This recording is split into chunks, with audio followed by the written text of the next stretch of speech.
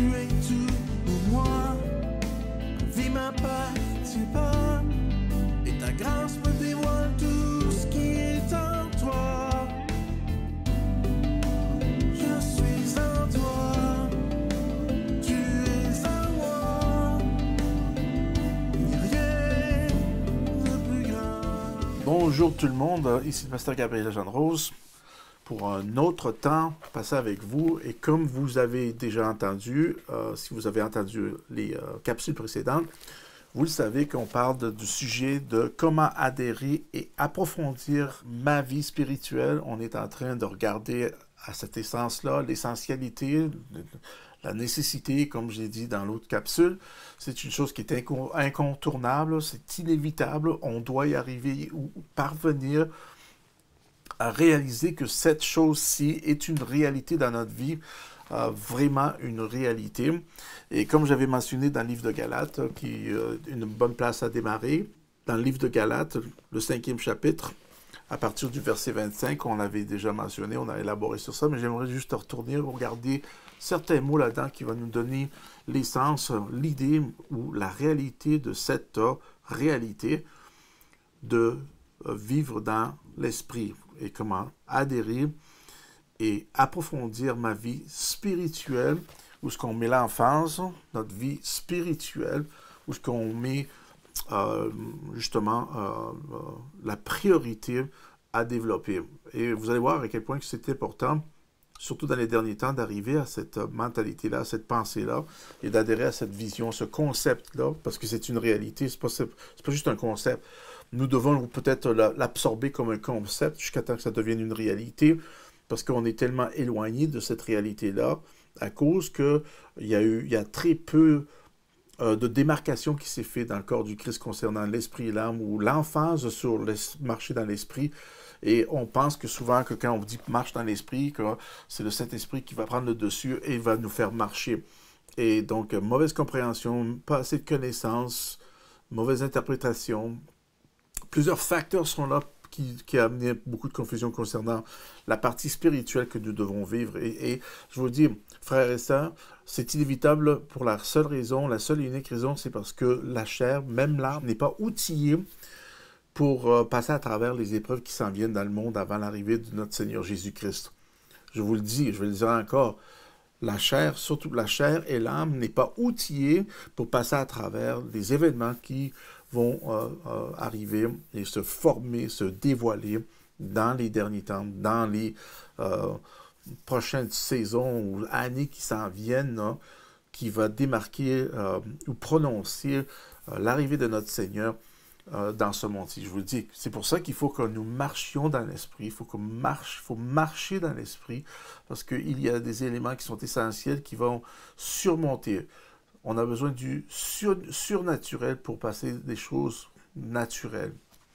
Puis dans le livre de Galates, le 5e chapitre, à partir du verset 25, il dit « Si nous vivions par l'esprit, nous marchons aussi selon l'esprit. » Ce qui est vraiment intéressant, en faisant une petite fouillade un peu plus approfondie concernant ce mot-là, le mot « vivons », donc verset 25, « Si nous vivons par l'esprit ». Si nous vivons, le mot « vivons », c'est le mot « zao ».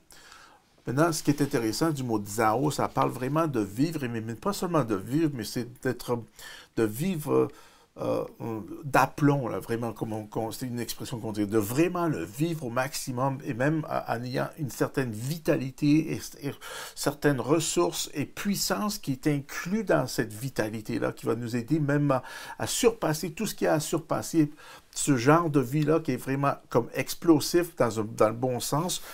Une des définitions du mot Zao, qui est le numéro 2198, écoutez bien ceci, ça connecte avec tout ce que je suis en train de vous partager.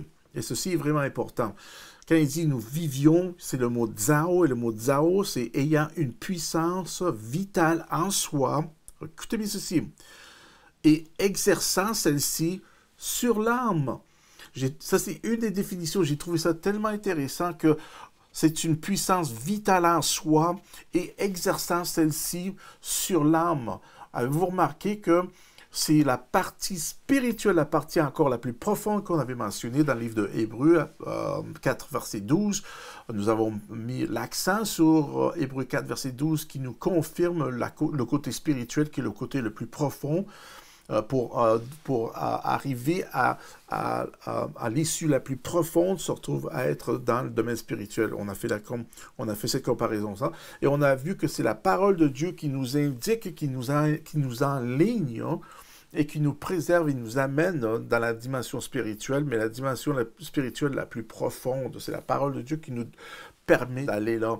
Et donc maintenant, quand nous entendons cette parole-là, la parole de Dieu, la parole de Christ, elle rentre dans notre esprit. Et donc, on doit marcher dans ça, marcher dans l'esprit. Et maintenant, ici, Paul mentionne ce mot « si nous vivons », si nous dzao, imaginez-vous ça. Alors, ayant une puissance vitale en soi et exerçant celle-ci sur l'âme. Ce mot ici, dzao, parle aussi de passer notre vie à le vivre.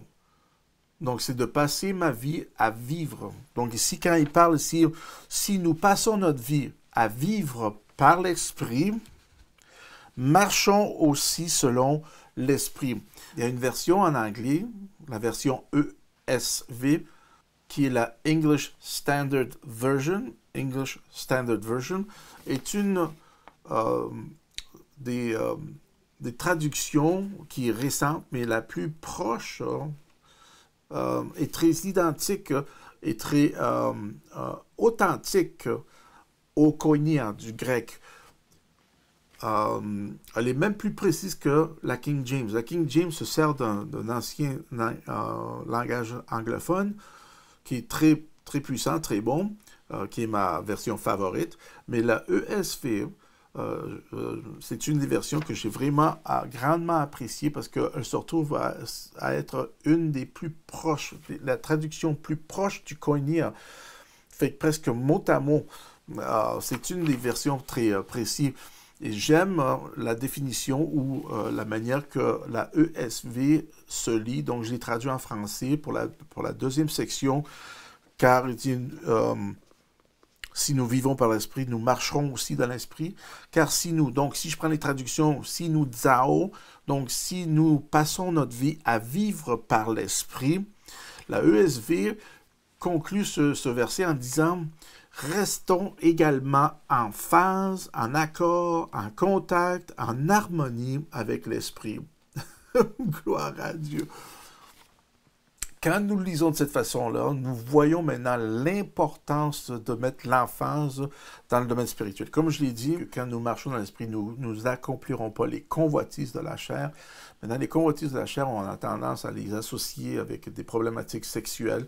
Ce n'est pas juste ça. Les convoitises de la chair parlent aussi de vivre de fortes émotions. Et aujourd'hui, on voit que ça, que des fortes émotions qui se dégagent concernant certains débats sur certains sujets.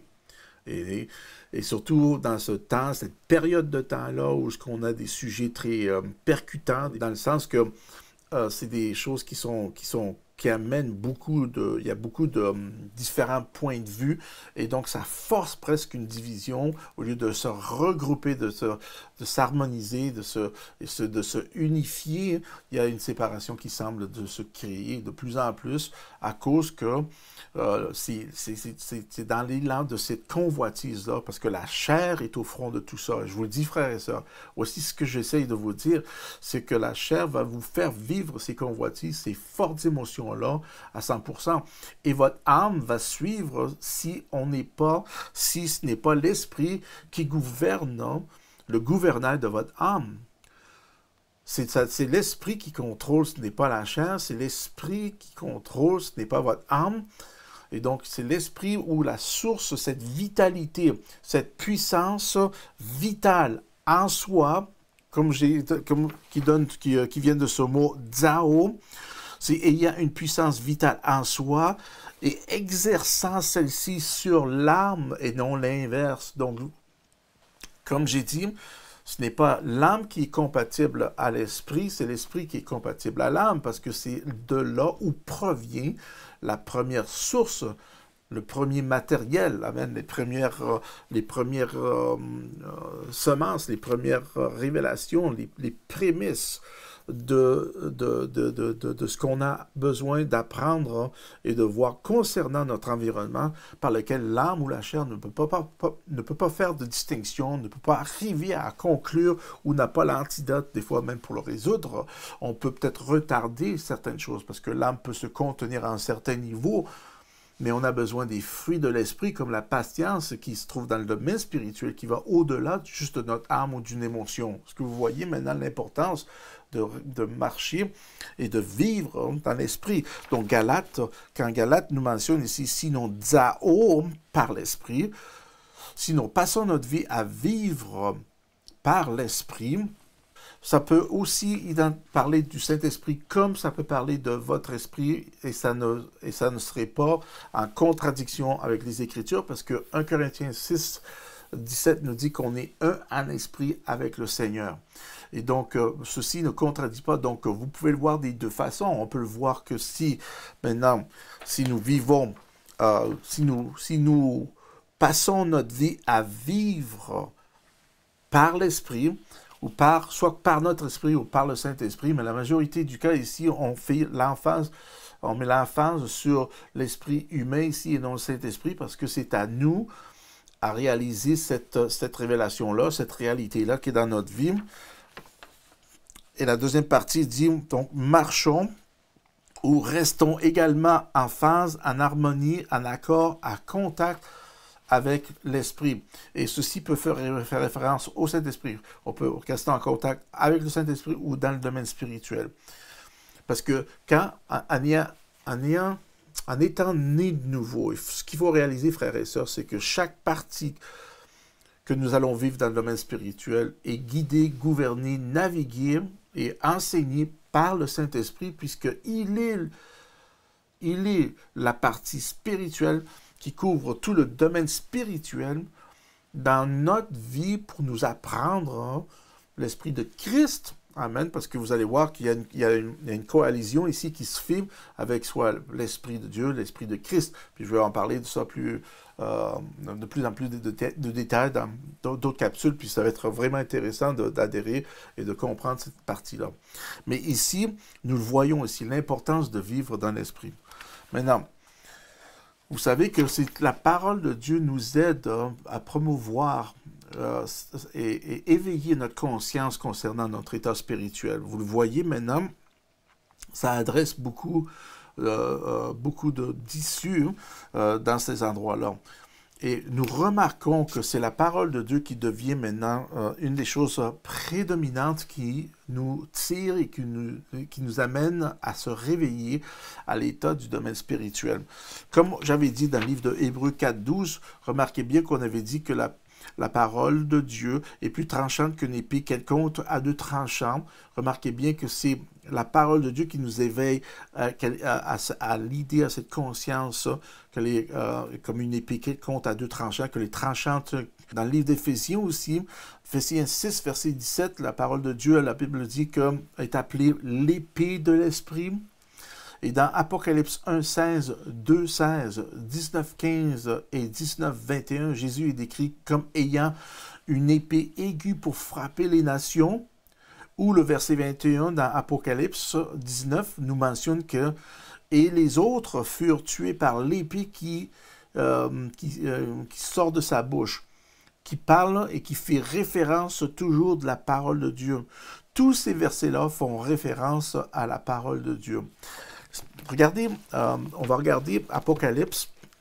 Regardez dans le livre d'Apocalypse, verset 19, le 19e chapitre, Apocalypse 19. Apocalypse 19, verset 15. De sa bouche, parlant de Jésus, sortait une épée aiguë pour frapper les nations, et il paraîtra avec une verge de fer, et il foulera la cuve de vin de l'ardente colère de Dieu Tout-Puissant. Mais remarquez bien ici qu'il parle ici, on parle dans les derniers temps ici, ce qui va régler la solution que nous voyons, ou les problématiques que nous voyons partout dans le monde. Ce que j'essaie de vous dire, c'est que ce sera la parole de Dieu, parce qu'elle est spirituelle, de nature. Apocalypse 19, 21. 21 dit, Et les autres furent tués par l'épée qui sortait de la bouche de celui qui est assis sur le cheval, et tous les oiseaux se rassasièrent de leur chair. Mais avez-vous remarqué ça? Et les autres furent tués par l'épée qui sortait de la bouche. Ce que j'essaie de vous dire, frères et sœurs, c'est que la parole de Dieu va régler les situations, comme elle va régler vos situations dans nos vies. Et ce qui est beau, c'est que l'arme que Jésus utilisera pour expédier tous ses ennemis est la parole de Dieu. Les gens seront tués jusqu'à ce que le sang monte jusqu'aux brides des chevaux. Apocalypse 14, 20 nous mentionne. C'est une arme qui rend toutes les bombes de l'homme bien pâles en comparaison. Fait qu'il n'y aura pas aucune comparaison. Aucune autre comparaison pourra se comparer à la parole de Dieu. Aucune arme, rien ne pourra se comparer à la parole de Dieu. Et c'est la même parole que Dieu nous a confiée. Imaginez-vous, la même parole que Dieu nous a confiée. Et lorsque nous prononçons sa parole par la foi, rien ne peut la vaincre. Et je vous dis, frères et sœurs, c'est la portée et la lourdeur, la pesanteur et la puissance de la parole de Dieu qui est en vous et qui est en moi et que nous parlons et nous décrétons jour après jour. C'est phénoménal.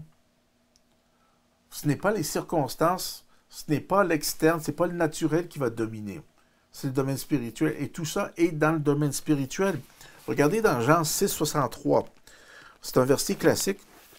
Regardez ça. Jean 6, 63 est un autre indice encore qui met l'emphase du côté spirituel.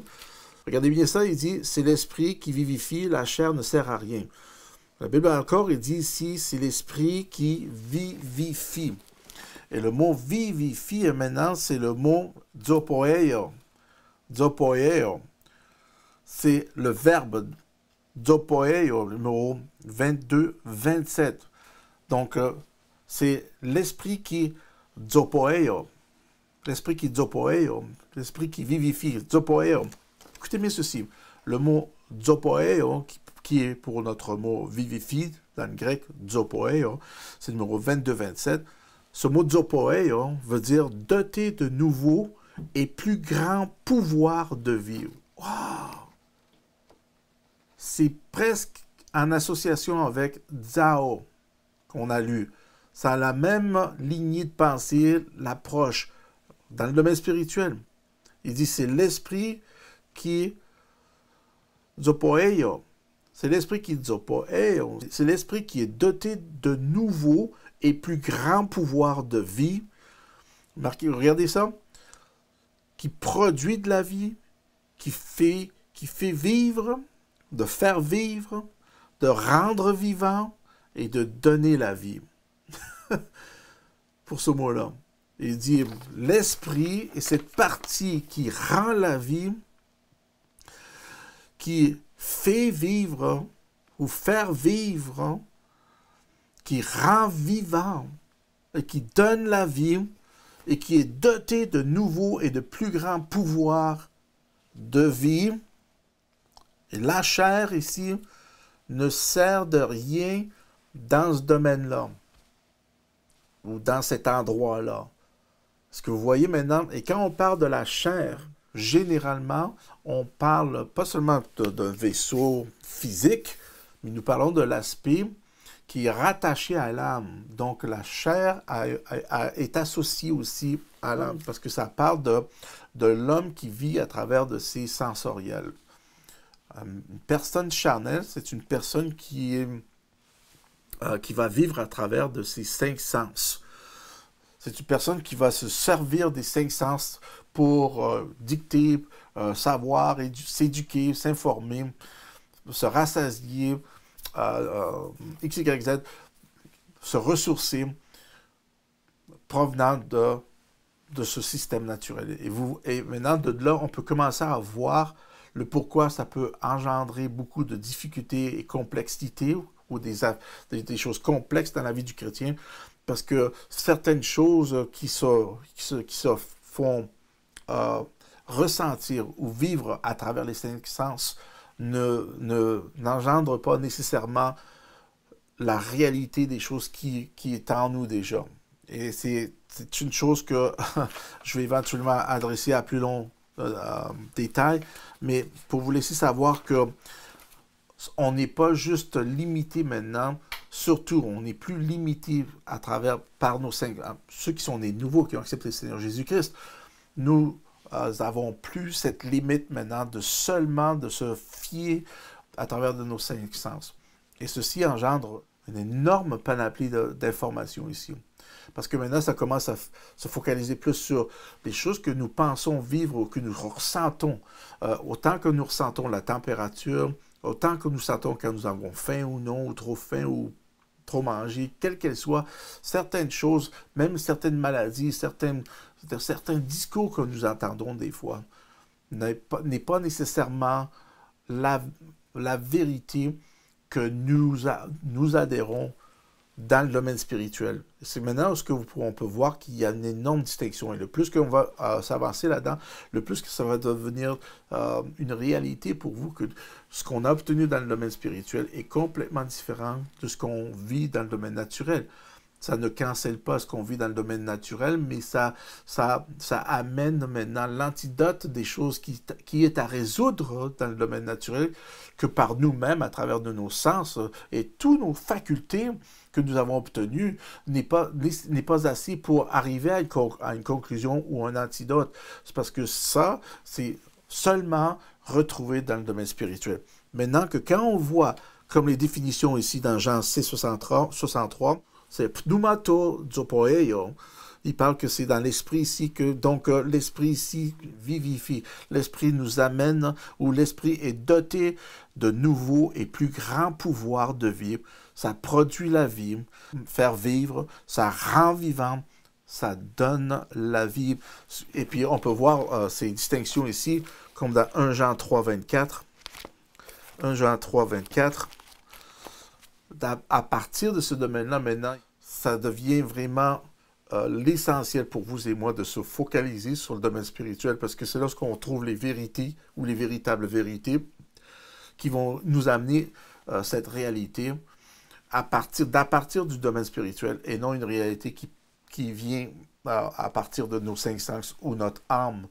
Maintenant, ça ne veut pas dire que c'est faux ce qu'on vit, mais comme je vous ai dit, si on se ressource ou si on est en train d'absorber ou d'assimiler les informations provenant de nos cinq sens à travers de notre âme seulement, on va le développer en tant qu'une réalité sans conclure un antidote ou une réponse. On va essayer de le traiter provenant de nos facultés, ou qui peut nous amener à certains résultats. Parce qu'on le voit que même dans le monde, les personnes, juste en se servant de leur faculté et d'une puissance qui provient de leur force, qui provient de l'âme, peut arriver à aboutir à résoudre certaines choses. Mais remarquez bien que c'est toujours c'est toujours le long d'un laps de temps, en voulant dire que ça peut durer un certain moment et éventuellement ça va s'écrouler, éventuellement ça va revenir tel quel.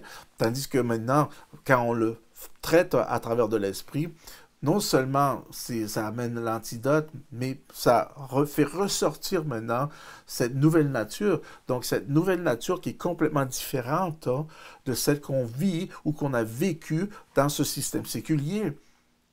C'est complètement différent. Puis comme je vous ai partagé avec ces deux mots-là, ça nous pointe, ça nous donne l'image correcte maintenant.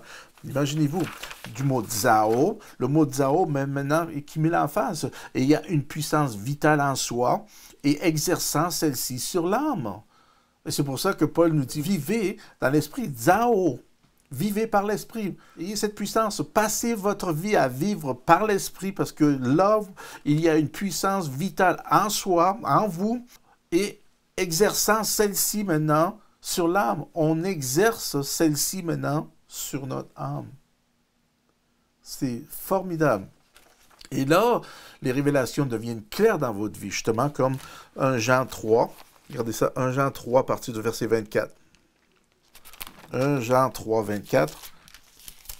1 Jean 3 à partir du verset 24. Regardez bien ceci. Celui qui garde ses commandements demeure en Dieu et Dieu en lui. Et nous connaissons, et nous qui nosco, et nous connaissons qu'il demeure en nous, et nous connaissons. nous connaissons qu'il demeure en nous par l'Esprit qu'il nous a donné. Ah, cette révélation-là se fait parce qu'on a son esprit. Nous connaissons qu'il demeure en nous par l'esprit. Nous connaissons ça. Comment qu'on connaît? Par l'esprit. Dans le domaine spirituel. Par le domaine spirituel. Et je pense que c'est pour ça qu'il y a beaucoup de crises d'identité en tant que chrétiens qui ne connaissent pas qui sont en Christ parce qu'on ne marche pas, on n'a pas adhéré à l'idée d'approfondir notre vie spirituelle. Et regardez le dernier, dans Jean 4,13. Jean 4,13 dit la même chose. Et regardez bien, pour confirmer ce que je vous dis ici, nous connaissons que nous demeurons en lui et qu'il demeure en nous parce qu'il nous a donné de son esprit. Est-ce que vous le voyez?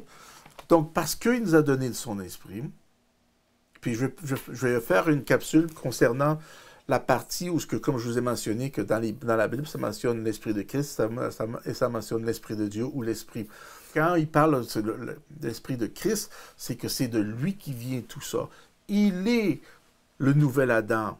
Et vous allez remarquer que le nouvel Adam, maintenant, est créé selon l'image spirituelle. Il est esprit. Il n'est pas terrestre, c'est ce nouveau Adam-là que Corinthiens mentionne. Nous allons adresser ça en plus long détail. Mais ceci est très important pour vous et moi ici.